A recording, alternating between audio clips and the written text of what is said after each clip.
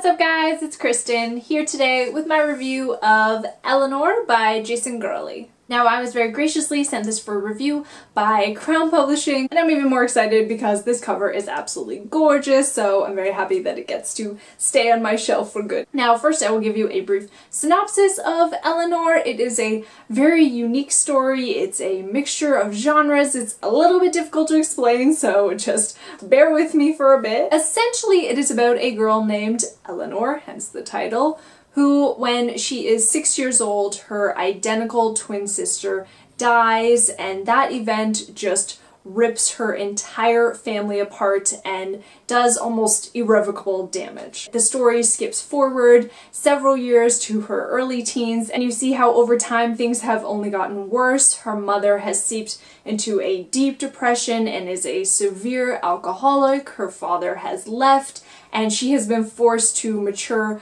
way beyond her years and kind of pick up the pieces. Her life is just incredibly sad, and you see how her whole family is just shrouded in grief, and it's almost as if her sister just died because nobody is dealing with the grief. They are all just shoving away their feelings. But then one day when Eleanor is at school, she just walks through one of the doorways and is immediately transported to another world, almost like she's in a dream where she recognizes certain things but she doesn't recognize others, and she sees herself when she's younger, and then she is immediately transported back, but she realizes that a lot of time has gone by when she felt like she was only in this dream world for a few minutes. At the same time though, you get the perspective from these creatures, I guess you could call them, alien-like beings or people who live in this different dimension who are watching over Eleanor, and they can manipulate time, and you realize it's them who are ripping her from the world. I think most people classify this as magical realism, and there are definitely points when it feels like that, but in these parts, when you get the perspective from these alien-like people, it felt very science fiction-esque to me, and I really was reminded of Contact by Carl Sagan. I haven't read the book, but it's one of my favorite movies, highly recommend it. And then when I finished reading it and read the acknowledgements, I saw how Jason Gurley mentioned that that was a big inspiration to him. But all of the magical and fantastical and science fiction elements aside, it is genuinely a book about a family and grief and how people deal with it and how it can affect everyone around you. And one of my favorite quotes in the book was when she says how Esmeralda's death split their family as finely as an atom, and the resulting detonation blinded them all. You know, I've never lost anyone that close to me, so I can only imagine what it would be like to lose your sister or your child, and there are certain characters like her mother whose reactions and behaviors are incredibly destructive to everyone around them, and you get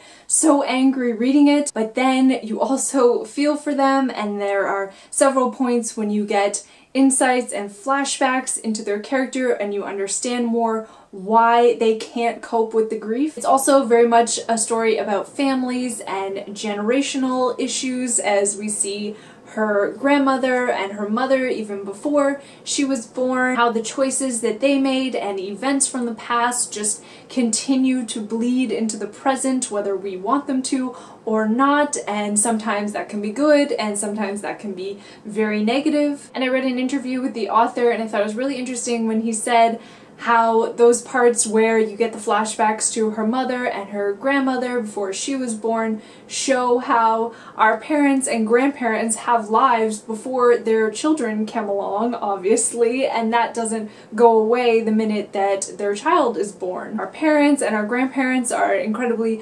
complex people all on their own that we as their children and grandchildren don't usually see. Overall, I just thought it was such a beautiful book, and the writing was gorgeous, and if you know me and my taste, that's kind of huge for me. I really loved how the dream worlds and other dimensions were used as a symbol or a metaphor of the characters and how they were trying to deal with their grief. I always think that's such an interesting way to tell a story about a difficult topic. A very human one is to use magical and fantasy elements in order to bring about the themes. So I would definitely recommend that you check out Eleanor. It's been compared to books like The Lovely Bones and The Time Traveler's Wife, and if, like me, you like these sort of dark, surreal stories, then I definitely think that you would love this. So please, as always, I would love to hear your thoughts in the comments down below. Thank you so much for watching, and I'll see you again soon. Bye!